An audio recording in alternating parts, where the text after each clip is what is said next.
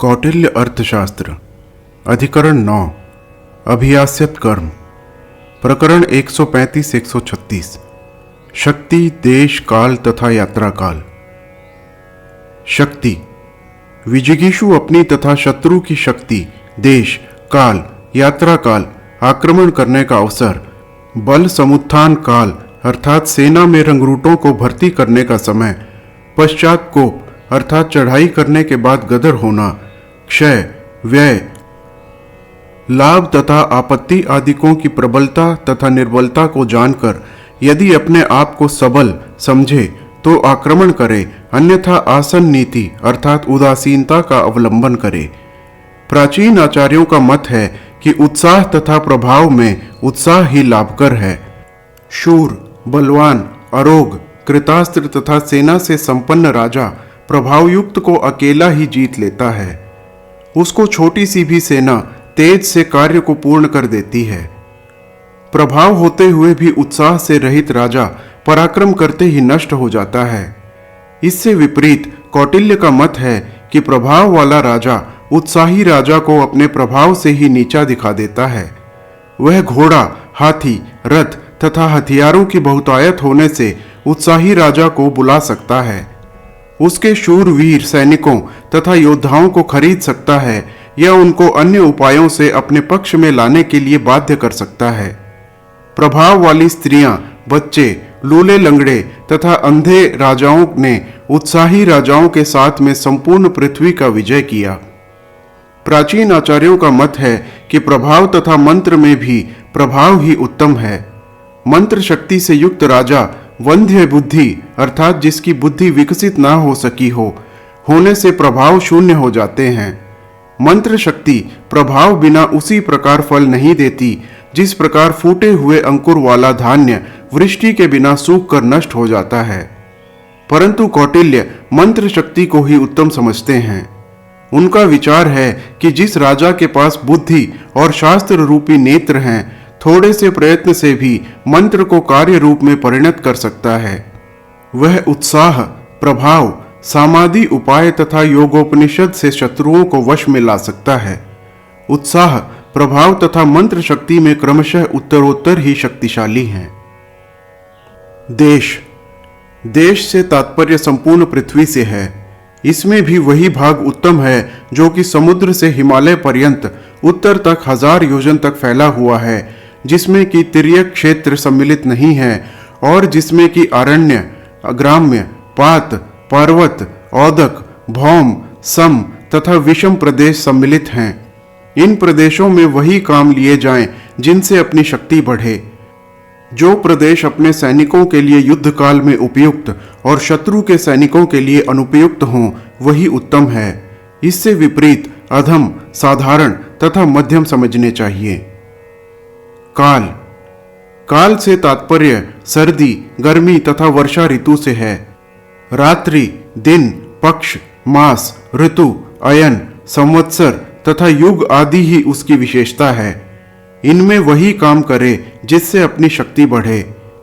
युद्ध काल में अपने सैनिकों के लिए जो ऋतु उत्तम और शत्रु के सैनिकों के लिए जो अनुत्तम हो, उसी को उत्तम काल समझना चाहिए। इससे विपरीत अधम, साधारण तथा मध्यम है।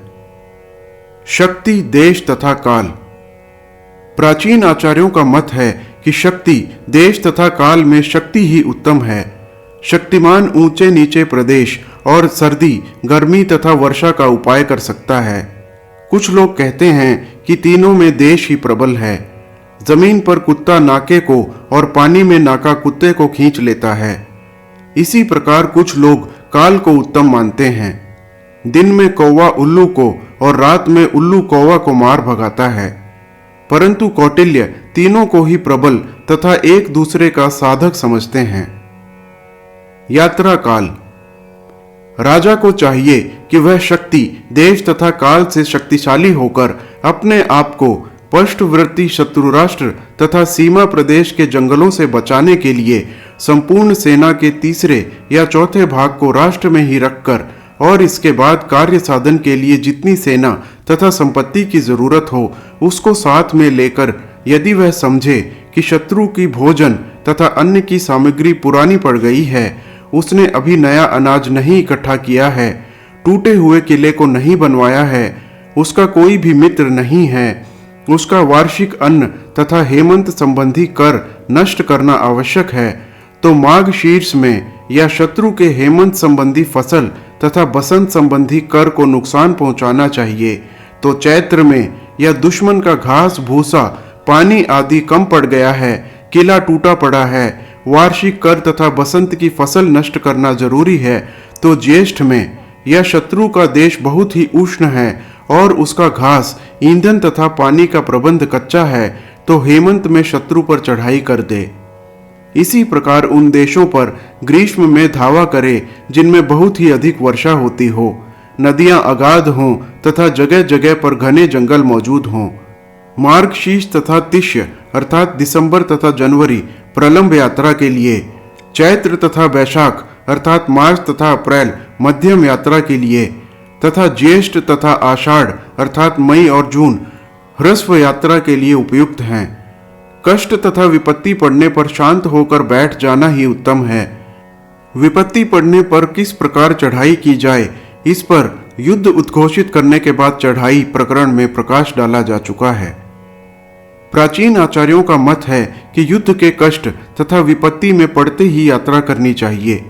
कौटिल्य का मत है कि कष्ट तथा विपत्ति कभी आती है और कभी जाती है, अतः सामर्थ्य तथा शक्ति के बढ़ने पर या उस समय जबकि विजिगीषु यह समझे कि इस समय चढ़ाई करने पर वह शत्रु को नीचा दिखा सकता है या नष्ट कर सकता है, तो चढ़ाई करें। हाथियों की सेना के साथ उतरती गर्मी में चढ़ाई करना चाहिए, क्योंकि हाथी गर्मी में अंदर ही अंदर पसीने के सूख जाने के कारण कोढ़ी हो जाते हैं। यदि उनको नहाना तथा पानी पीना ना मिले तो अंदरूनी गर्मी या गंदगी के कारण पागल हो जाते हैं। इसीलिए हाथियों की सेना से ऐसे ही देश पर चढ़ाई करे जिसमें पानी बहुतायत से हो और वर्षा भी बहुत ही अधिक हो। इससे विपरीत कीचड़ तथा पानी से रहित देश पर गधों, ऊंटों तथा घोड़ों की सेना को लेकर और वर्षा के दिनों में बालूमय देश पर चतुरंगिनी सेना को लेकर चढ़ाई करें। मार्ग के विषय निम्न, स्थल, ह्रस्व तथा दीर्घ आदि के अनुसार यात्रा का विभाग करें। कार्य के लाघव तथा गौरव के अनुसार ही यात्रा ह्रस्व तथा दीर्घ काल तक होनी चाहिए। बरसात के दिनों में दूसरे देश में ही निवास करना चाहिए। प्रकरण 137 से 139 सेना का इकट्ठा तथा तैयार करना और दूसरे सेना के काम। मौल, भृतक, श्रेणी, मित्र, अमित्र, अटवी आदि सेना के एकत्र करने का समय। मौल बल अर्थात तालुकेदार की सेना। यदि राजा यह समझे कि मौल बल मूल रक्षण आवश्यकता से अधिक है या मौल लोग अधिक सेना के होने से शक्ति प्राप्त कर मूल स्थान पर बिगड़ जाएंगे, तो सर्वप्रिय होने से मौल बल शक्तिशाली है और उसका प्रत्येक योद्धा कठिन से कठिन युद्ध करने में समर्थ है या लंबे से लंबे मार्ग या समय में मौल बल अय तथा व्यय को सहन कर सकता है, या सर्वप्रिय होने पर भी अन्य सेनाएं यातव्य के षड्यंत्र तथा कुचक्र में फंस सकती हैं, या भृत सेना पर विश्वास नहीं किया जा सकता, या संपूर्ण सेना की शक्ति के नाश हो जाने की संभावना है, तो जो उचित समझे वह करे। मौल बल के प्रयोग का समय इन्हीं बातों के आधार पर निर्णय किया जाए। भृतक बल अर्थात तनख्वाह लेकर लड़ने वाली सेना। यदि राजा यह समझे कि मेरा भृतक बल मौल बल से बहुत अधिक है या शत्रु का मौल बल बहुत ही कम है तथा विरक्त राज्यद्रोही है, या भृत बल तुच्छ तथा शक्तिहीन है, या देश तथा समय कम है और क्षय तथा व्यय भी अधिक नहीं है, या मेरी सेना को आराम लेने का अभी तक मौका नहीं मिला है, उसमें शक्ति है या उसको मुझ पर विश्वास नहीं है, या शत्रु के अल्प प्रसार अर्थात छोटी सी जांगलिक सेना या जांगलिक सहायता को शीघ्र ही नष्ट करता है, तो जो उचित समझे करे। भृतक बल के प्रयोग का समय इन्हीं बातों के आधार पर निर्णय किया जाए। श्रेणी बल अर्थात संघों की सेना। यदि राजा यह समझे कि मेरा श्रेणी बल मूल स्थान या यात्रा के लिए उपयुक्त है, शत्रु के देश में बहुत समय तक न रहना पड़ेगा, शत्रु की सेना में श्रेणी बल ही मुख्य है उसके प्रत्येक योद्धा मंत्र युद्ध तथा प्रकाश युद्ध करने के लिए तैयार है। विशेष सेवा की जरूरत होगी तो जो उचित समझे करे। श्रेणी बल के प्रयोग के समय इन्हीं बातों के आधार पर निर्णय किया जाए। मित्र बल अर्थात मित्र राजा की सेना। यदि राजा यह समझे कि मेरा मित्र बल बहुत ही अधिक है, मूल की रक्षा या चढ़ाई करने में समर्थ है, शत्रु के देश में बहुत समय तक न रहना पड़ेगा, मंत्र युद्ध की अपेक्षा प्रकाश युद्ध अधिक है, या मित्र बल के द्वारा पहले जंगल तथा नगरी पर लड़ाई कर और आसार को लड़ाकर अपनी सेना से बाद को लड़ूंगा, या मित्र के सदृश ही मेरा काम है, मित्र ही पर मेरा कार्य निर्भर है, मित्र सदा ही मेरे पास है, या मित्र को प्रसन्न करना है, या मित्र के लिए तैयारी करना है, तो मित्र बल के प्रयोग का समय इन्हीं बातों के आधार पर निर्णय करे। अमित्र बल अर्थात शत्रु की सेना। यदि राजा यह समझे कि मेरे शत्रु की सेना बहुत अधिक है, उसको शत्रु की सेना से लड़ाऊंगा, या शहरी तथा जंगली लोगों के साथ भिड़ा दूंगा और कुत्ते सुअर की लड़ाई में चंडाल की तरह अपना स्वार्थ सिद्ध करूंगा, या आसार तथा जांगलिक सेना को चुटकी में ही नष्ट भ्रष्ट कर दूंगा, या कोप का भय है अतः बढ़ी हुई शत्रु की सेना को विदेश में भेज दूंगा, या शत्रु तथा अवर अर्थात हीन शक्ति वाला राजा का युद्ध शीघ्र ही होने वाला है, तो अमित्र बल के प्रयोग के समय इन्हीं बातों के आधार पर निश्चय करे। अटवी बल अर्थात जांगलिकों की सेना। अटवी बल के प्रयोग का समय भी ऊपर लिखित प्रकार ही है। दृष्टांत स्वरूप यदि वह यह समझे कि पथदर्शक की जरूरत पड़ेगी या जांगलिक सेना मार्ग में ही मिल सकती है, शत्रु की सेना के लिए युद्ध भूमि उपयुक्त नहीं है, या शत्रु की सेना में जांगलिक अधिक हैं, अतः जांगलिकों को जांगलिकों से लड़ा दिया जाए, या शत्रु की जांगलिक सेना शीघ्र ही नाश की जा सकती है, तो वह अटवी बल को काम में लावें। सैन्य भिन्न भिन्न जाति के हैं, या बिना कहे ही दूसरों को लूटने लगते हैं, या बिना तनख्वाह तथा भत्ता के ही लड़ने के लिए तैयार हो जाते हैं, या वृष्टि आदि का स्वयं ही उपाय कर सकते हैं, या शत्रु उनको छिन्न भिन्न कर सकता है, या एक ही देश जाति तथा देश के होने से वह पूर्ण रूप से संगठित हैं, इत्यादि बातों को सामने रखकर राजा सैन्य का संगठन करे। इनमें से अमित्र तथा अटवी बल को जांगलिक द्रव्य या लूटमार की आज्ञा देकर नौकरी पर रखे। शत्रु जो ही सेना संग्रह करने लगे उसके मार्ग में बाधा डाले, उसको अन्यत्र भेज दे, तितर बितर कर दे, उसके यत्न को निष्फल कर दे, समय खत्म होने पर बर्खास्त कर दे, शत्रु की सेना संग्रह संबंधी यत्न को नष्ट कर और स्वयं यही काम करे। ऊपर लिखित सेनाओं में पूर्व की सेना ही उत्तम है। भृत बल से मौल बल उत्तम है, क्योंकि वह शिक्षित होती है और युद्ध के लिए ही तैयार की जाती है।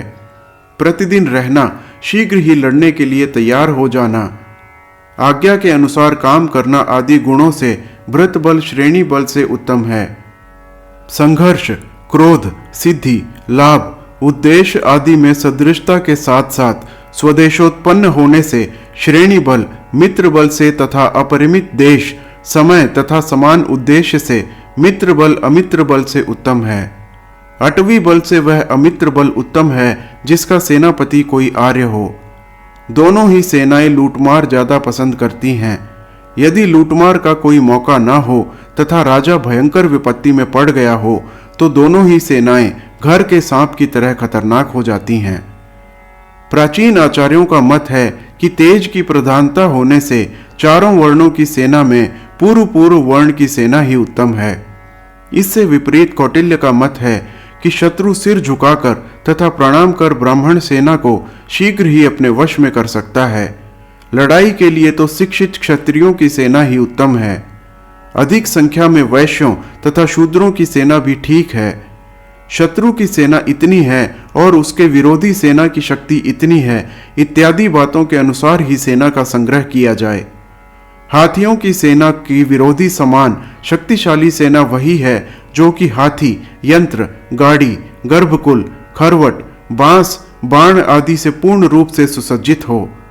घुड़सवारों तथा रथियों की विरोधी सेना वही है जिसके पास पत्थर, डंडे, कवच, अंकुश, कच ग्रहणी आदि हथियार हों। कवचधारी सेना से लड़ने के लिए घोड़ों तथा हाथियों की सेना को और चतुरंगिनी सेना का मुकाबला करने के लिए प्यादों तथा रथियों को कवच पहनकर लड़ना चाहिए। राजा को चाहिए कि वह अपनी सेना के भिन्न भिन्न विभागों की शक्ति को देखकर सेना का संग्रह करे और शत्रु की सेना को नष्ट करे। हर हर महादेव।